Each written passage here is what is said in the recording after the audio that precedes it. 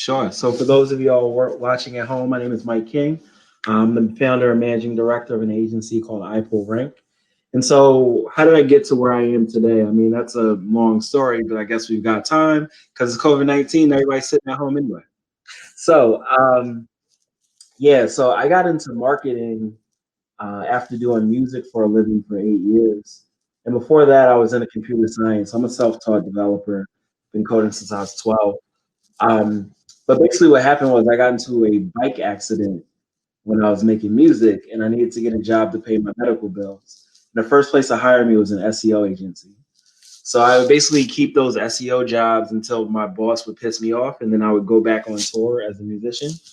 And then around 2010, I was like, you know what? If I stick with this, I could probably make some real money. And so I worked at a multinational agency called Razorfish, loved it. Then moved to New York and started working at the parent company, Publicis, and started to get involved in thought leadership in the SEO space. And then it just kind of ballooned from there. Worked at like a total of 5 agencies before I started my own. And I mean, there are so many things that I've learned along the way, but I think it's largely a function of the things that I learned in the music business, which was like no one's gonna you know, hand you anything. You just gotta step up and take it. Um, and the best way I can explain it is when I first started trying to tour as a musician, nobody would book me because no one knew who I was, right?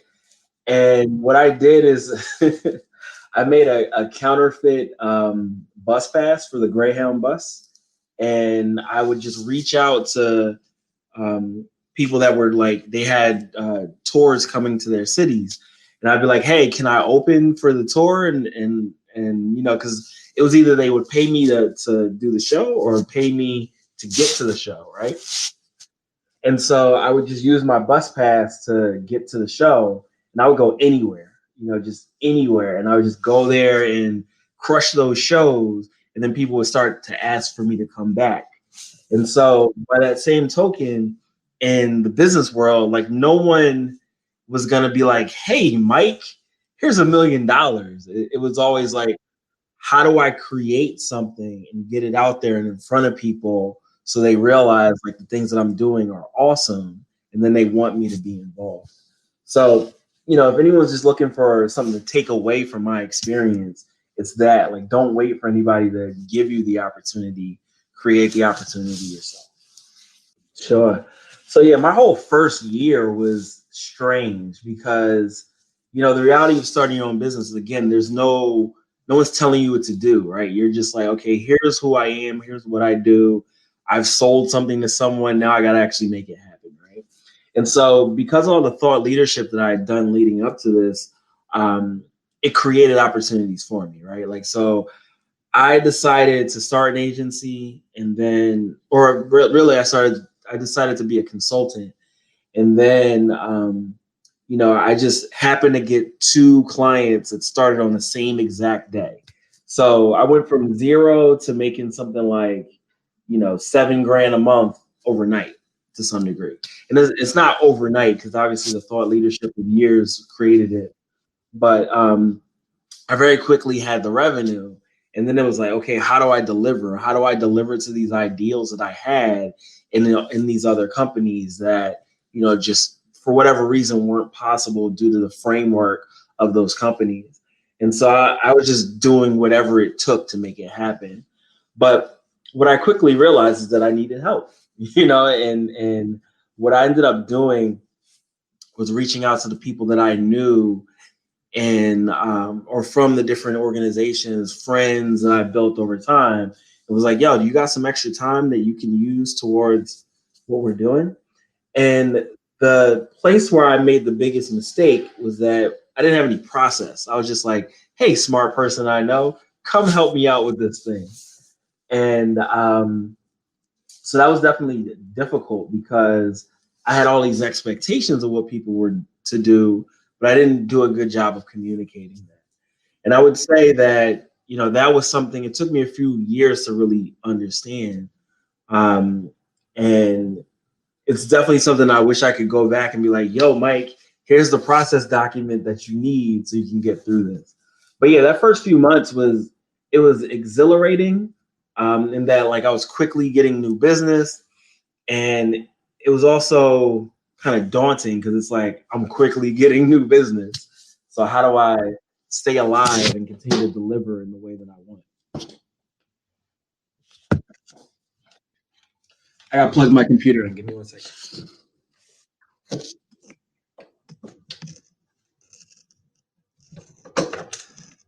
I'm in my daughter's room right now. Okay. Yeah, she's pretty cleanly for a 4-year-old. Yeah, I'm pretty tool agnostic, meaning that we use some of everything, right? Like, so we're talking about SEO.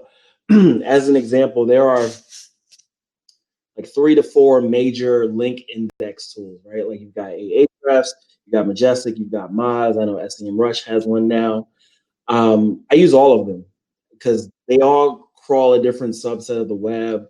They all have different data that they provide. Like for instance, Majestic gives you topical data, whereas Ahrefs may have the bigger data set, but I think as of late, Moz has the bigger data set. So that's what I'm saying. Like things are always in such flux that it doesn't really make sense for me to commit to just one of those tools. Um, and if you're like, hey, Mike, what are the 4 things that you use every day? I would say Screaming Frog, Botify, SEMrush, and Ahrefs, and also Search Metrics. So 5 things. But beyond that, also because I'm a developer, there's a lot of me like tying this stuff together, in such a way that we can, come up with more insights more quickly and so on. So what I've been doing a lot of as of late is using AppScript, in Google Sheets and such to like automate a lot of these processes. So like pulling of the data and putting it into our deliverable formats and things like that. And if I'm ever trying to do something quick and dirty, I actually don't use like Python or anything like that. I'll just throw something together in PHP. But if I want to make something that's like the right solution, excuse me, especially for a data problem, it'll likely be Python. But PHP, I'm actually very happy with. I know that like real developers hate it, but I think spent ever since PHP 7 and then also Laravel, the framework, like those super awesome to me. Um, but again, being a developer, there's a variety of different things that I've got to do. So like if I'm building something that's front end, it might be like Vue or React, um, with a Laravel back end rather. Um, I'm really liking the headless CMS stuff as of late. So like Contentful, also even using WordPress as a headless CMS. So yeah, there's a variety of things that I play with all the time. Yeah, so most of our clients are enterprise. We also have some mid-market clients, and then every once in a while we'll pick up like a venture-backed startup.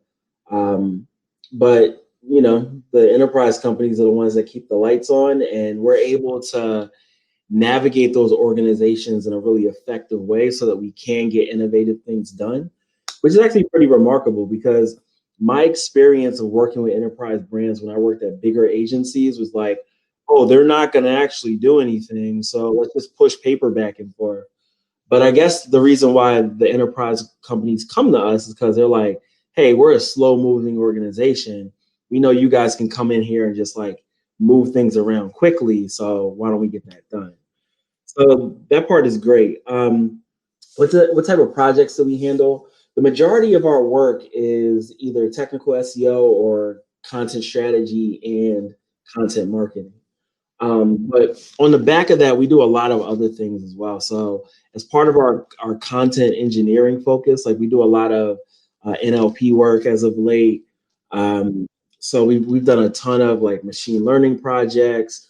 We've done some paid media projects, some social media projects. But again, the core of our work goes back to technical SEO and content strategy. So as far as skill sets, we orient ourselves, like we build our teams in a pod structure. And so our pods are composed of 4 different roles. So account manager, the person that's like basically doing account strategy and relationship management and project management. Then you've got the content strategist who's doing all things content strategy, like content planning, and so on. And then you've got, your standard SEO person. So typically it's an SEO engineer, and that person kind of sits at that cross section of, your standard like technical SEO stuff, but also your development engineering skill set as well. And then the last person is an analyst, which is basically like a data scientist. So you see between those four people, we can do most things. But outside of that, we've also got developers and designers and writers that we bring into projects as needed. Yeah, so for the first, we're going into year 7 now. So the first like 5 years, we didn't have any outbound sales at all, really. So everything was inbound, like people seeing me speak or, seeing something that I wrote or something like that, and they're like, "Hey, we want to work with you." More recently, we've gotten the outbound component. And our process is built, of course, on the idea of an ideal customer profile. So it's typically people, that are working in, excuse me, uh, companies like, doing like financial services, e-commerce, or media, or fashion, or something like that. And titles are typically, like VP of marketing, VP of demand gen, things like that. And the concerns that we are typically reaching out to them about are, related to why they're not doing SEO well. Like that's an obvious thing, but at the same time, we're showing them through a new lens because one of the things that we look at heavily that a lot of people don't is like the audience layer of search. So who are the people behind the visit that you're trying to capture with these different keywords? And then we're also showing them like how their content is not meeting the statistical expectations of Google. And so like that's where we have to kind of dig into the information retrieval aspect of things and being like, look, it's not just about, shoving the target keyword on the page 50 times.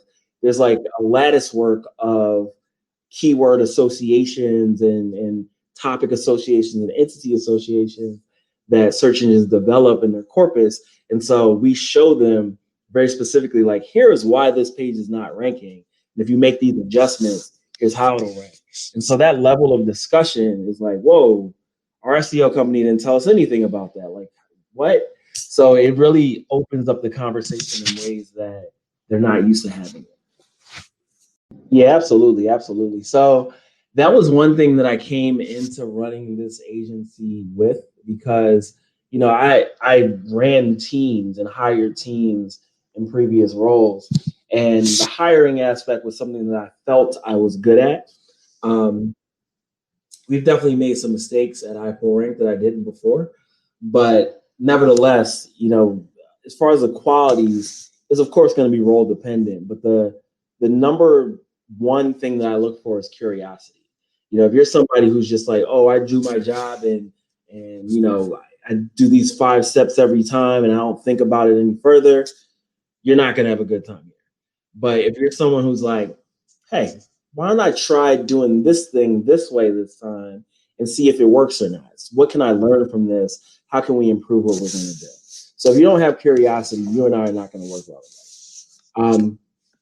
And then it comes down to, what are the technical skills that you bring to the table? And then where are the gaps? And then how likely are you to be someone that can follow through with learning? Because the reality of it is when you're doing a job like this, where it's going to be a lot of work, and you have to be someone who's motivated intrinsically to continue to learn in your off time or have projects or little things that you tinker with on the side. Otherwise, you're not going to be able to continue to ramp up your learning level in the way that you need to continue to, help us grow and yourself, of course, grow as well. So those are the key things. Again, the questions are going to be very targeted to the specific role. But one question that I ask everybody is, tell me about a time where you were tasked with something you didn't know how to do and how you overcame it and what was the result. And most people they take a bit of time to like figure out what to say because it's not a common question, right? And you learn a lot about these people by their thought process of like, one, what did they decide to tell you about, and two, how did they solve that problem, and it tells you like a bit about how they're going to work. So that's probably my favorite question to ask people. So I love that you said the word proud, because our cultural tenets are an acronym, which is proud, which stands for proactive, reliable, outstanding, useful, and dedicated. And so actively look to do work that we're proud of. What I'm most proud of is the team that I've built. Because I get to see them grow. I get to see them solve problems for themselves and so on.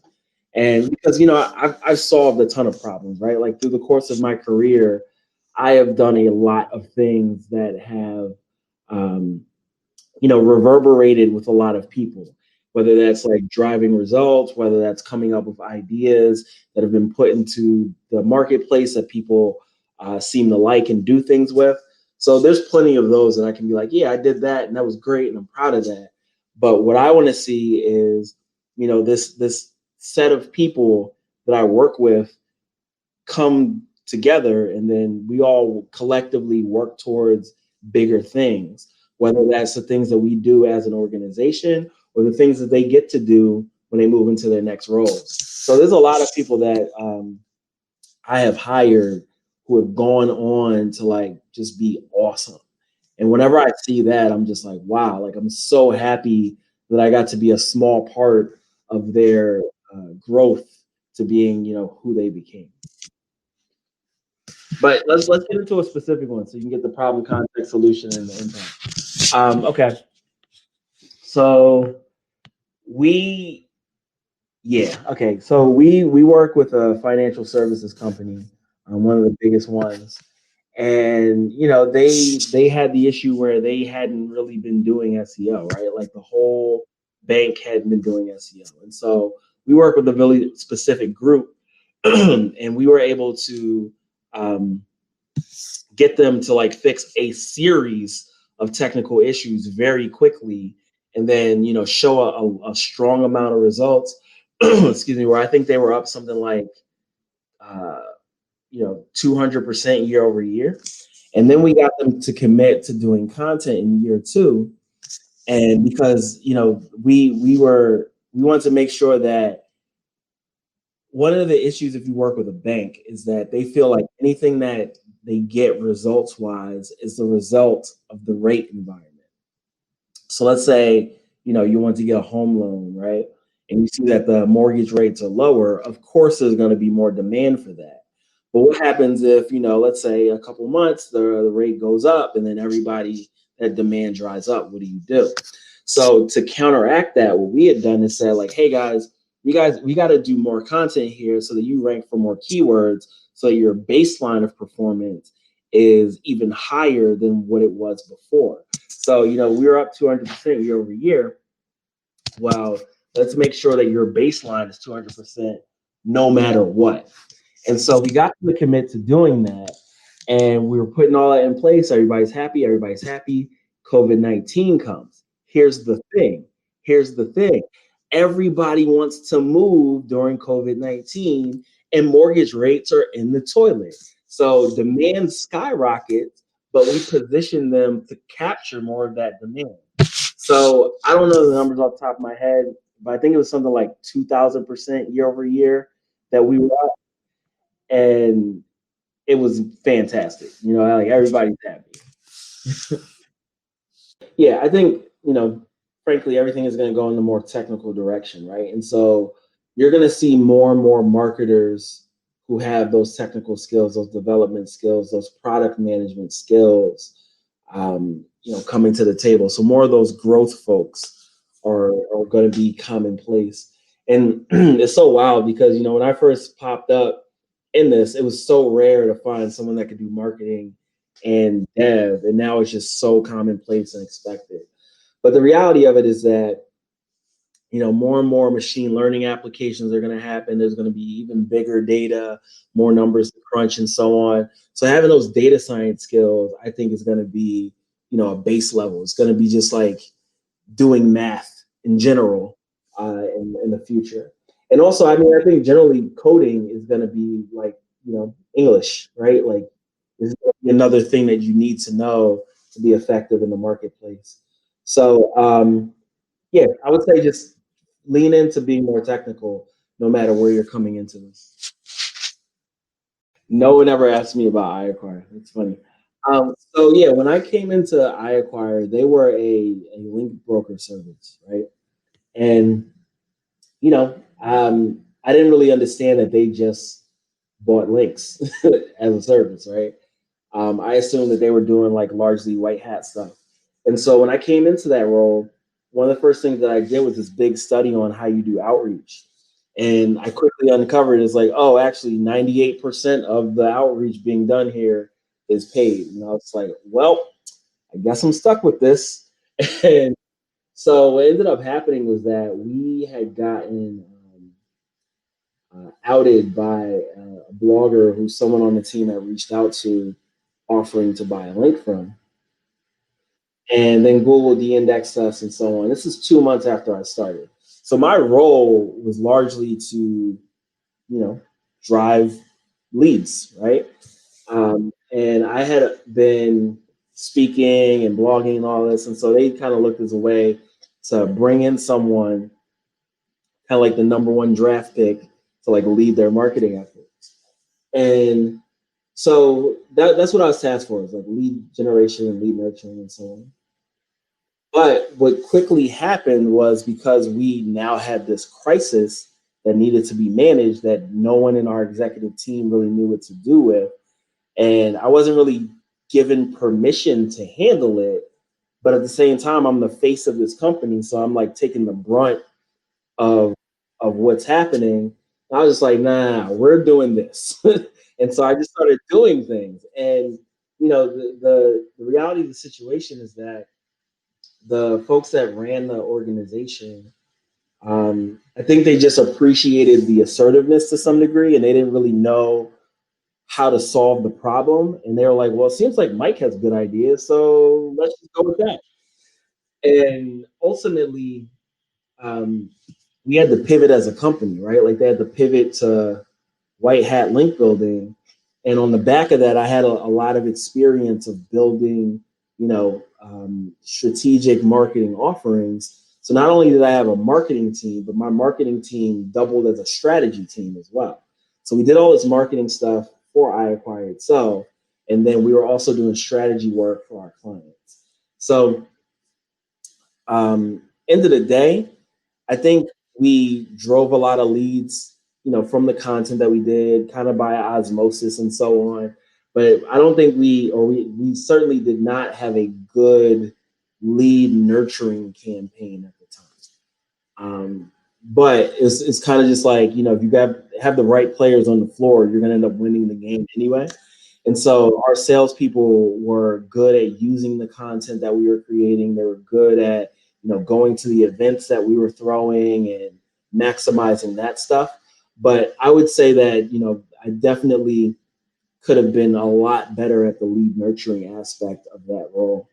But despite that, we definitely drove a good amount of leads. So it was a win at the end of the day, and I learned a lot through that process. Yeah, I went to Howard University, and that's a historically black college university. And I studied computer science there. The problem for me was that I already knew most of what they were teaching with respect to, like the core coding classes and so on. So like I already knew C++ and all that. And I learned Java as part of that, um, studying and so on. But what I really learned, and what was super valuable to me and still is the math and the discrete structures and algorithms and data models and stuff like that. That stuff was super valuable. In fact, I wish I, you know, did more. But as far as my career, like I don't I don't do computer science like as my primary thing. I do it as kind of like a side effect of it just being something that I know and seeing that there are great applications for it in what I do. So no one in school taught me how to be a marketer. Yeah, I think that if I had to break it down to three life lessons, one, you got to always manufacture serendipity.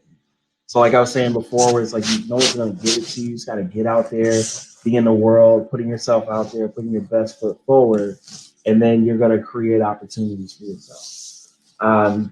Two, get on the bus. What I mean by get on the bus, going back to the Greyhound thing, is you can't just like sit around hoping. You gotta go and do it. You gotta. So here's a good example, right? When I first started writing for Moz and blogging in all these places and so on, the company I was working for, I was like, hey, can you guys send me to what's called MozCon now, like their conference or whatever? And they're like, I don't know, like we'll get back to you. So there's a lot of like rigmarole around it, and they just weren't, committing to it. I was like, cool. I'm gonna spend my own money and go out there. I'm gonna take the vacation days and I'm gonna do it. And it was like some of the best money I've ever spent in my life because I've built, these friendships and these relationships with people that have resonated across my career. And so going there, I was sitting in the crowd watching a gentleman named Will Reynolds speak. And I was like, yo, I want to do this too. And while he was speaking, I submitted a pitch to speak at SMX, and then I got it, and I spoke at SMX, and then people saw me speak, and then that created more opportunities, and so on and so forth. So that's what I mean. Get on the bus. You just gotta like go do it, right? Um, and the third thing is probably an obvious one. Never stop learning. You know, I read so many books. I watch so many videos. I'm never the person that like is scared to ask a dumb question because I learned stuff.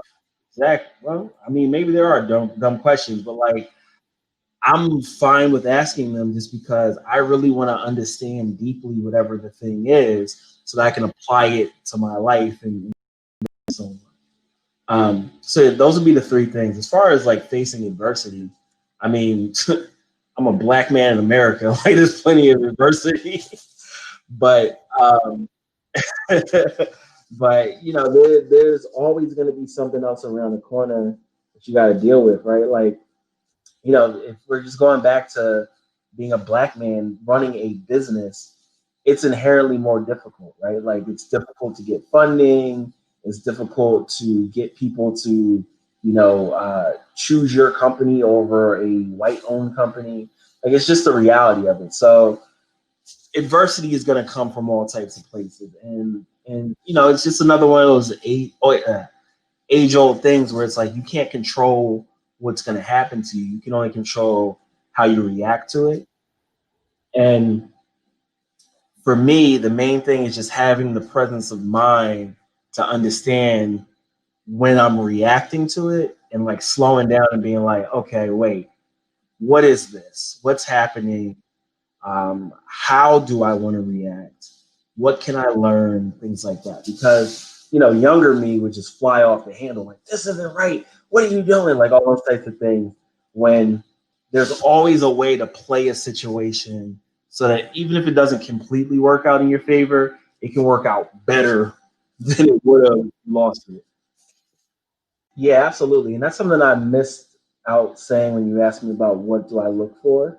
If someone comes to the table or applies and they're like, here's the project that I did, or here's the e-commerce site that I stood up, or here's the blog that I started, that goes so much further than just a resume. I don't care whose resume it is. Like you show me somebody with an MBA and internships at Google and all this, and you show me somebody who didn't have a degree but started an e-commerce site and had any amount of success for it, I'm hiring that guy or girl or girl, woman rather.